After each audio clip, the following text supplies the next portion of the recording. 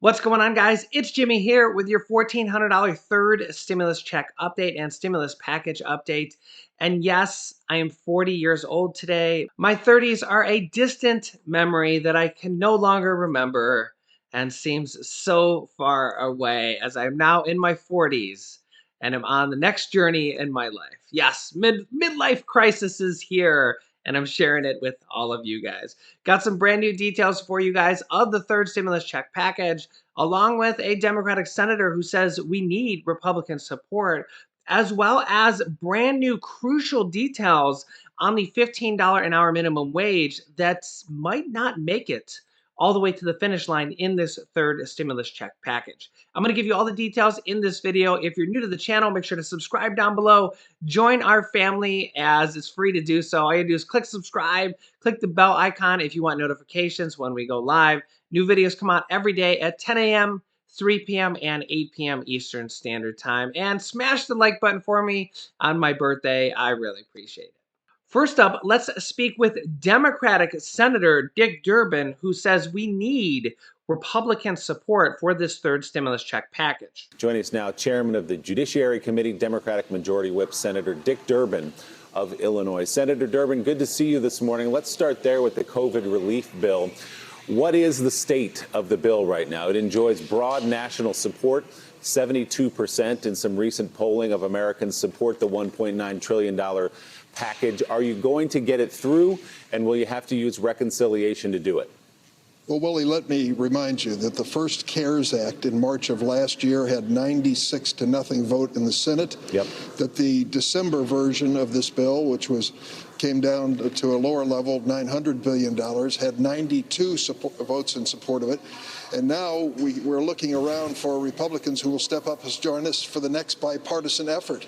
We definitely need them, and we certainly need this relief going to the American people. More money for vaccines, more money for distribution, cash payment of $1,400 to many Americans who are desperately in need of it, making sure that the unemployment benefits don't run out in the middle of March, providing money for rental assistance so people are not evicted. This is an emergency measure that President Biden has sent us. We need the same level of bipartisan support that we gave during the Trump administration. Senator Durbin, good morning. It's Casey Hunt.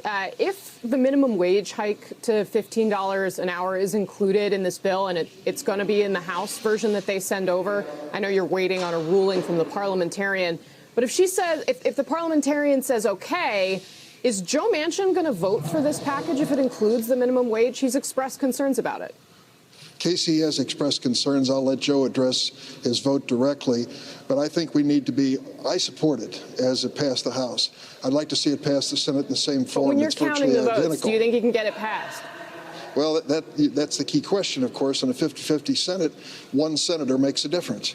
So I don't want to suggest that Joe has decided to vote against it. I don't think he's made that announcement, but I know he's thinking about it long and hard. I hope that he does support it. We need him.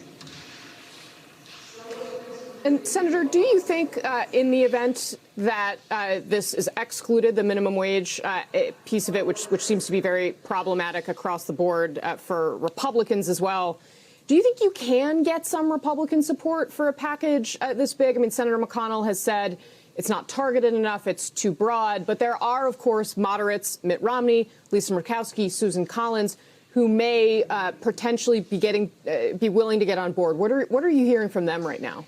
Well, I am hearing positive things. I sit in on the group, the bipartisan Senate group that Joe Manchin has convened, along with Susan Collins. I hear positive things about issues. I haven't heard a commitment to $1.9 trillion. They have suggested some modifications. Some, I believe, are in the area of reality, possibility, but others may not be. So we need to sit down and get this negotiated, and we have to do it in the context that this money is needed and needed now. Senator Eddie Glaude has a question for you. Eddie? Senator Durbin, great to see you this morning. I want to ask a question about the COVID relief bill and those communities that are disproportionately impacted by COVID-19. What aspects, can you explain to the American people, what aspects of the COVID relief bill will directly address, right, those communities that are in some ways in the front lines of the devastation of COVID-19, black and brown communities and resource-deprived communities, poor communities?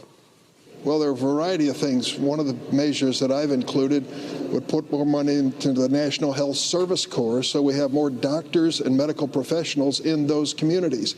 There are also provisions in there to create incentives for care to be given in these communities.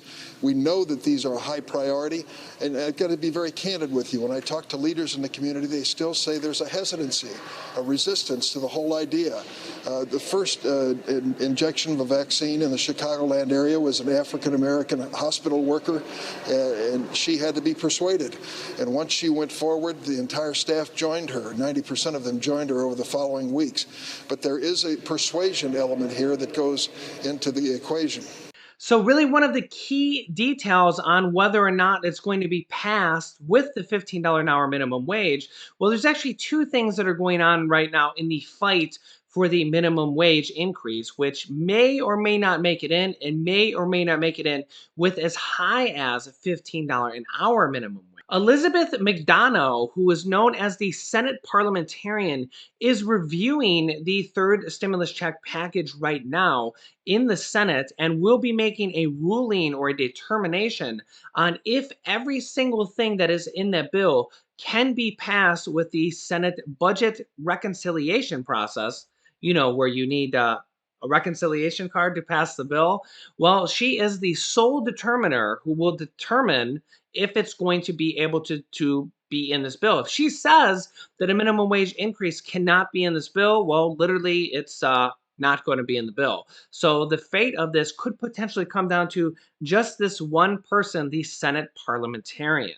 McDonald's prior rulings in the 9 years that she served as the Senate parliamentarian, including finding several provisions in the Republicans' 2017 health care bill, did not adhere to the Senate rules for reconciliation. In her time in office, she has also already advised on 2 impeachment trials for former President Donald Trump. Last year, she was seen regularly whispering guidance to Chief Justice John Roberts as he presided over former President Donald Trump's first Senate impeachment trial. Quote, the Senate parliamentarian is the only person on the Senate payroll whose fundamental responsibility is to represent the interests of the Senate as an institution in the thousands of disputes between and among senators. Everyone else on the floor of the Senate is a partisan warrior who earns their keep by fighting for their political objectives. The parliamentarian ensures that the rules are followed. Basically, she's the referee of the Senate. Her ruling could be handed down as early as tonight or tomorrow morning. In addition to that, Republican Senators Mitt Romney and Tom Cotton have a counter proposal for a minimum wage hike increase to only $10 an hour, which is still a 50% increase or around 50% increase from the $7.25 that is currently the federal minimum wage. Republican Senator Mitt Romney says for millions of Americans, the rising cost of living has made it harder to make ends meet, but the federal minimum wage has not been increased in more than 10 years. Critics of the $15 an hour minimum wage increase say that by doubling the minimum wage in as little as 4 years could be very counterproductive to small businesses, of which over 20% of small businesses have already gone out of business from the pandemic, let alone with a wage increase. Also, the Congressional Budget Office found that possibly over 1 million jobs could be lost with such a swift minimum wage increase because, well, there would be layoffs in the small business sector alone for sure, because some businesses would just cut costs by laying off workers. And the Congressional Budget Office found that as many as 1.4 million people could lose their jobs due to a $15 an hour minimum wage increase. We have 2 different Democratic senators who are not for the $15 an hour minimum wage increase. And remember, they need every single Democratic senator, or they need some Republican senators to say yes to get the 50 votes to cause the tiebreaker and then get the 51st vote, which will go to the Vice President Kamala Harris, to pass this bill with the reconciliation process. If Joe Manchin or Kristen Sinema say no, well, then they're going to have to take out the minimum wage or amend it to a lower minimum wage proposal possibly such as the $10 an hour minimum wage now being proposed by two different Republican senators. The Congressional Budget Office model finds that setting the goal to $10 an hour minimum wage would leave both employment levels and poverty levels virtually unchanged, as opposed to the report from the CBO that said that the $15 an hour minimum wage would lead to 1.4 million people losing their jobs, but would also lift less than 1% of people out of poverty, 0.9% of people. So the $10 an hour minimum wage would not have the 0.9% of people lifted out of poverty, but it would also not lose potentially 1.4 million jobs. It would leave both of those levels virtually unchanged. The $10 an hour minimum wage Romney-Cotton plan would also delay increasing the minimum wage until after the pandemic ends, which would mandate that all employers use a e-verify to ensure that they do not hire undocumented workers and raise penalties on those who violate those requirements. Republican Senator Tom Cotton says, quote, American workers today compete against millions of illegal immigrants for too few jobs with wages that are too low. That's unfair.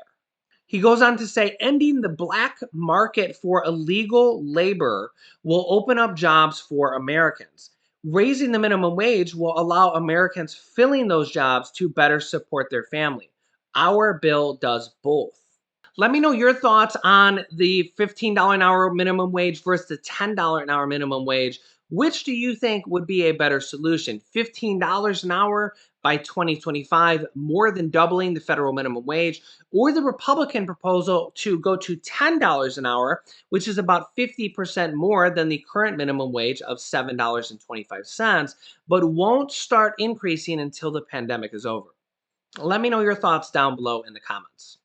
Yesterday, the U.S. House of Representatives advanced the $1.9 trillion stimulus check bill on the House Budget Committee level. They voted and passed it with a 19-16 vote, which now sends it to the floor of the House of Representatives, where they can vote on it and pass it this week in the House of Representatives, as long as they get at least 99% of the Democratic votes. Remember, the Democrats have a slim lead in the House by about 10 seats, and they need a vote of 50% plus one vote to pass it in the House.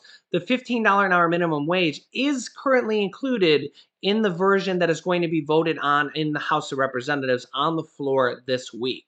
Remember, included in this third stimulus check package bill is $1,400 stimulus checks for adults, $1,400 stimulus checks for children, and $1,400 stimulus checks for adult dependents and college student dependents, although their $1,400 stimulus check will be going to the person who claims them as a dependent, very similar to how a child gets a $1,400 stimulus check, but it goes to the adult who claims them on a tax return.